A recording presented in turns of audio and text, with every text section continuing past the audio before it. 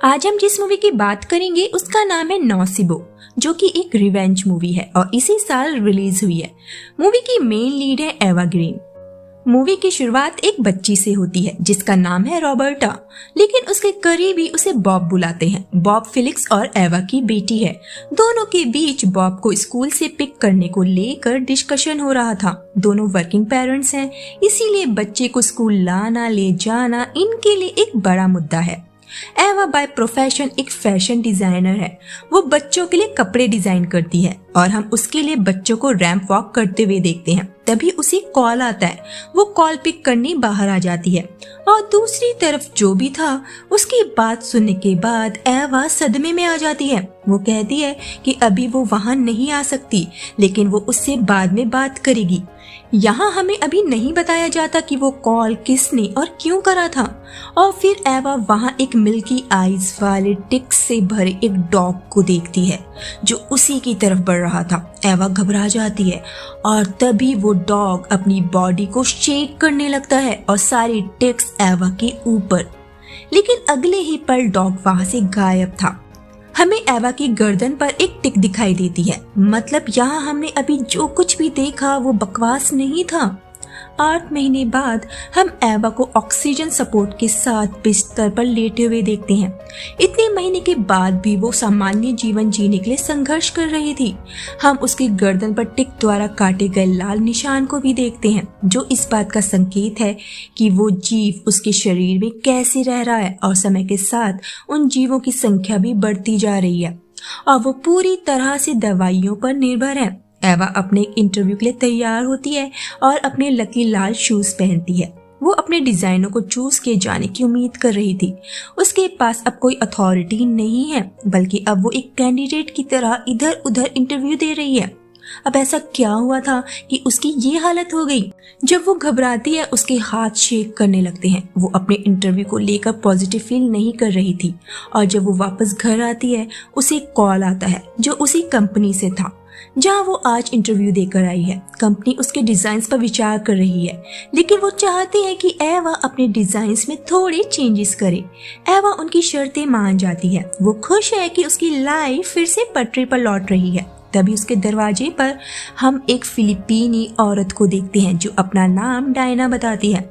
उसके अनुसार एवा ने ही उसे यहाँ अपनी हेल्प के लिए बुलाया है, लेकिन एवा को इस बारे में कुछ पता नहीं है। डायना उसे कन्विंस कर लेती है कि वो उसी के बुलाने पर यहाँ आई है। एवा को लगता है कि शायद वो अब चीजें भूलने लगी है और फिर वो डायना को अंदर बुलाकर उसे उसका कमरा दिखाती है। दोनों मिलकर उस कमरे को रहने लायक बनाते हैं। एवा उसे अपना सामान सेट करने के लिए कहकर वहां से चली जाती है और जब डायना अपना बैग खोलती है उसमें हम जादू टूने का सामान देखते हैं और फिर वो एक फोटो सीने से लगाकर सो जाती है। हम देखते हैं कि उस कमरे में एक टिक है जिसे वो एक डब्बी में बंद कर लेती है।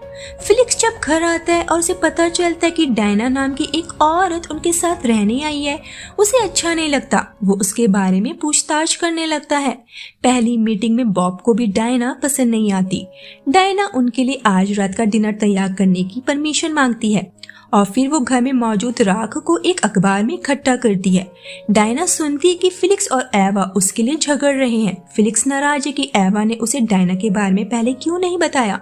एवा कहती है कि वो चीजें भूलने लगी है। उसके बाद हम डायना को खाना बनाते हुए देखते हैं और फिर वो अपनी पोटली में से कुछ निकाल कर खाने में मिलाती है। डायना ने चाइनीज बनाया था। एवा को डिनर काफी पसंद आता है, लेकिन बॉब खाने में नखरे दिखाती है। फिलिक्स को भी डिनर अच्छा लगता है। उसी वक्त एवा को शोल्डर पर काफी पेन होने लगता है। डायना उसे गुदगुदी करके ठीक कर देती है, जो कि काफी अजीब था। एवा को समझ नहीं आता कि उसके साथ अभी अभी ये सब क्या हुआ, लेकिन वो बेटर महसूस कर रही थी। फिलिक्स को ये सब काफी अजीब लगता है क्योंकि जब वो एवा को गुदगुदी करता था एवा चिढ़ जाती थी। फिर हम डायना को देखते हैं जो एक पेपर की कटिंग को बड़े ध्यान से देख रही थी जिसमें एवा किसी फिलिपीनी लड़की के साथ है। फिर वो अखबार में रखी उसी राख को दरवाजे के बाहर फैला कर रख देती है। सुबह जब बॉब उसके कमरे के बाहर आती है, उसे राख में किसी बच्चे के पैरों के निशान दिखते हैं। डायना के आते ही वो छिप जाती है। डायना फिर से उस राख को इकट्ठा करके रख देती है। डायना सुबह का नाश्ता लेकर एवा के बेडरूम में आती है, जो एवा और फिलिक्स को पसंद नहीं आता, और वो कहती है कि हम लोग ब्रेकफास्ट टेबल पर करना पसंद करते हैं। एवा डायना को बॉब का स्कूल दिखाने ले जाती है ताकि वो उसे पिक एंड ड्रॉप कर सके, लेकिन रास्ते में एवा के हाथ फिर से शेक करने लगते हैं और वो कार ड्राइव नहीं कर पाती। डायना उसे पैदल ही स्कूल चलने को कहती है और फिर वो एवा से कहती है कि वो उसकी इस बीमारी को रोक सकती है। डायना एवा के साथ एक्सपेरिमेंट करना शुरू कर देती है। वो एक पानी से भरे जार को एवा के चारों तरफ घुमाती है और कहती है कि इस पानी में मौजूद गंदगी उसके अंदर मौजूद बुराई है, और जब इस जार का पानी साफ हो जाएगा एवा के अंदर से बुरे तत्व बाहर निकल जाएंगे। इस तरह कुछ मिनट तक वो एवा के ऊपर जादू टोना करती है। एवा कहती है कि ये एक फोक रेमेडी है। डायना कहती है कि अगर वो सच में जानना चाहती है तो वो उसे इस बारे में जरूर बताएगी। एवा इस रेमेडी के बारे में जानना चाहती थी और फिर डायना उसे अपने बचपन की कहानी सुनाती है। एक रात एक बूढ़ी औरत उनके पास मदद मांगने आई थी। वो औरत असल में ऊमू थी। ऊमू असल में वो होते हैं जिनके पास अलौकिक शक्तियां होती हैं। वो किसी भी इंसान को ठीक या फिर उसे नष्ट कर सकते थे। जब वो मरने वाली थी उस रात डायना ऊमू के साथ थी। ऊमू की आत्मा एक घोंसले के रूप में शरीर से बाहर कूद गई और डायना के शरीर में प्रवेश कर गई। तब से डायना के पास असाधारण शक्तियां हैं। वो उपचार की कला को पहले से कहीं बेहतर समझती है। उसके माता पिता ने उसकी इस प्रतिभा को भुनाने की कोशिश की थी क्योंकि वो गरीब थे, लेकिन डायना हमेशा इस विचार से खफा रहती थी। डायना का मानना था कि उसका टैलेंट बेचने के लिए नहीं है। डायना बताती है कि वो एक ऊमू है और फिर वो एवा को खड़े होने को कहती है और एवा खुद में आए बदलावों को महसूस करती है। वो इसके लिए डायना को थैंक्स भी कहती है। अगले सीन में हम डायना को उसके कमरे में कोई रिचुअल करते हुए देखते हैं और तभी वहाँ एवा आती है। डायना उस जगह को अपने सूटकेस से छिपा देती है। एवा उसे एक नोट देती है जिसमें उसकी बीमारियों की डिटेल्स थी। डायना कहती है कि वो उसकी मदद कर सकती है, लेकिन इसके लिए एवा को उस पर ट्रस्ट करना होगा। एवा कहती है कि वो उस पर ट्रस्ट करती है। दोस्तों, जब इंसान बीमार होता है वो फकीर और बाबाओं की रेमेडीज यूज करने से भी परहेज नहीं करता। एवा के साथ भी कुछ ऐसा ही हो रहा था। डायना एवा का इलाज करना शुरू कर देती है। उस रात बॉब डायना को आसमान में उड़ते हुए देखती है और अगले दिन फिलिक्स को इस बारे में बताती है। फिलिक्स को लगता है कि ये बॉब का कोई सपना होगा। उधर डायना एवा के बालों को इकट्ठा करके उसे जला देती है। फ्लैशबैक में हमें दिखाया जाता है कि जिस जगह डायना और उसकी फैमिली रहा करती थी वहां आग लग जाने की वजह से उन्हें शहर में आकर रहने को मजबूर होना पड़ा था। अगले सीन में एवा जब अपनी दवाइयों का रैक चेक करती है उसकी दवाइयां वहां से ही गायब थीं। वो इसके बारे में फिलिक्स से पूछती है। डायना बताती है कि एवा ने खुद उसे वो मेडिसिन फेंकने को कही थी। एवा को लगता है कि शायद वो फिर से चीजें भूलने लगी है, लेकिन फिलिक्स उसे समझाता है कि ऐसा कुछ नहीं है। एवा फिलिक्स से कहती है कि तुम्हें कैसे पता जब मुझे ही नहीं पता कि मुझे मेमोरी लॉस की प्रॉब्लम है। डायना एवा को संभालती है और डायना को एवा के इतने करीब देख फिलिक्स को उस पर शक होने लगता है। डायना अब बॉब को स्कूल ड्रॉप और पिक करने लगी थी। उधर एवा को घर पर ऐसा फील होता है कि आग लग गई है और उसका दम घुट रहा है, लेकिन ये सब उसका मती भ्रम था। फिलिक्स आकर उसे संभालता है। रात में फिलिक्स डायना के कमरे में आता है।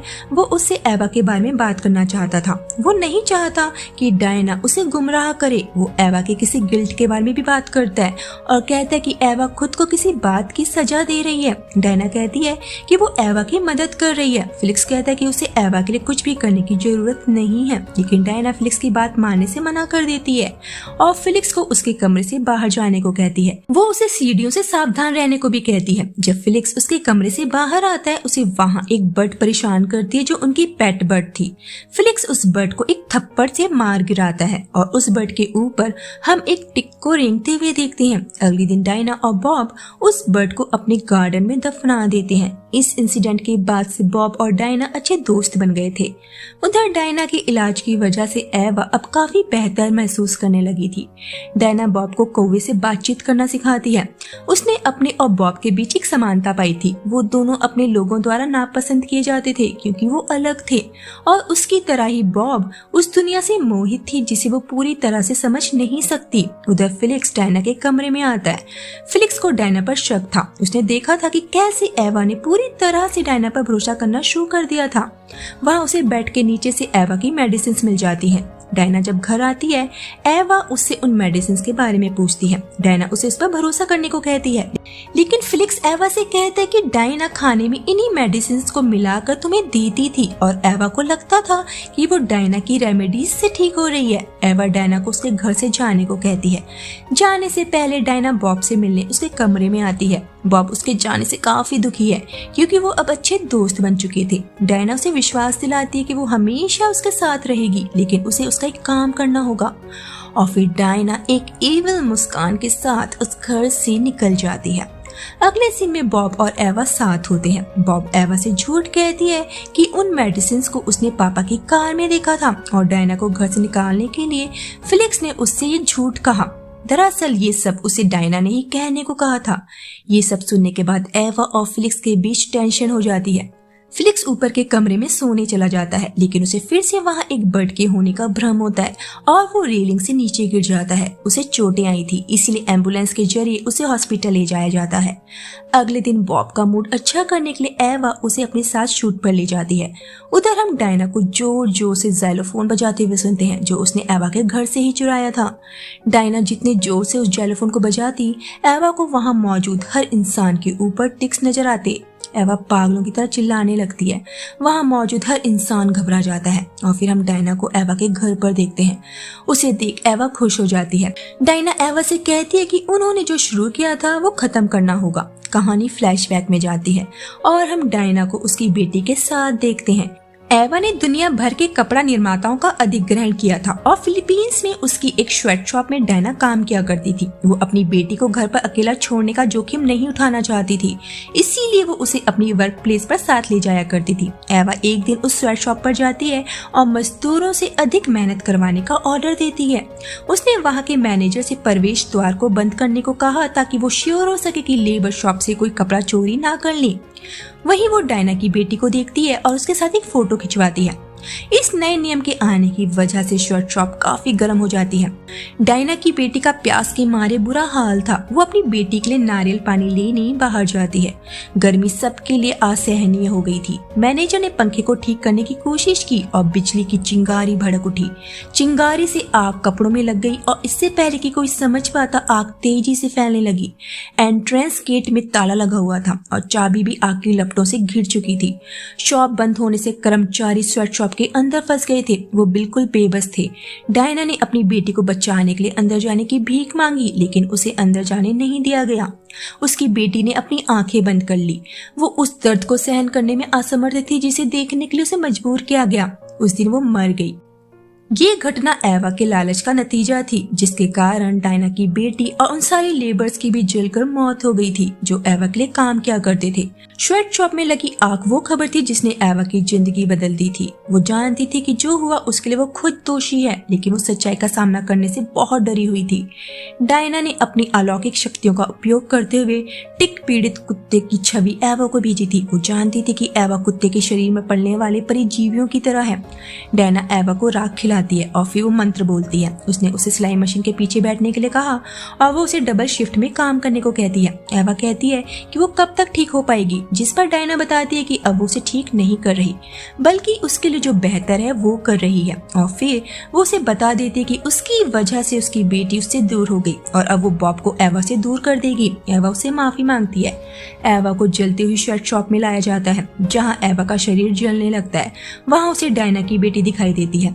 उधर बॉब दुखी है कि डायना जा रही है, लेकिन डायना अपने वादे से पीछे नहीं हटने वाली थी। उसने बॉब को गार्डन से ऊपर देखने के लिए कहा।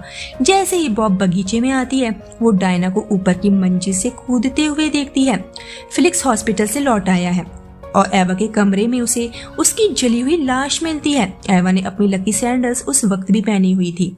इस बीच डायना के मुंह से एक चिड़िया का बच्चा निकलकर बॉब के मुंह में चला जाता है। डायना ने बॉब्स के साथ रहने का अपना वादा निभाया था। बॉब अब एक ऊमू बन चुकी है और वो डायना को हमेशा उसे दूर से निहारते हुए देखती है और इस मूवी का यहीं पर दी एंड हो जाता है।